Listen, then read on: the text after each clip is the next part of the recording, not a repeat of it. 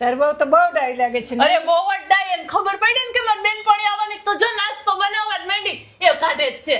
લઈ આવો બેટા હવે હાલ. પછી હું કહું ને ત્યાં સુધી તો આવે નહીં ભોળી છે બહુ. રાજ્ય માસી નાસ્તો લ્યો.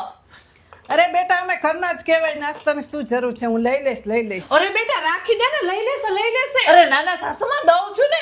અરે બેટા લઈ લઈશ હું, અમે તો ઘરના જ કહેવાય ને. અરે હા આપણે સાવ ઘરના જ છે બેટા તું તારે.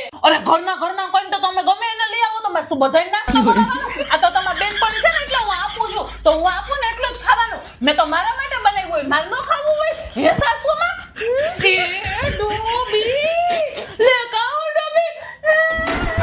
જો માસી આ તમારા બેનપણી મારા ઘરના આવ્યા હતા ને તો કે ખોટો આગ્રહ જ કરવાનો હોય, જાજો બધો દેવા ન માંડવાનું હોય. દેવા માંડી તો આપણી પાછળ શું વધે પછી. અને આમે મારા સાસુમાં કહેતા હતા કે સમાજમાં દેખાડા જ કરવાના હોય તો જ આપણે જીવી શકીએ. તો મેં તો ખાલી દેખાડો નથી કર્યો, મેં તો તમને આપ્યું ને તો મને શું કે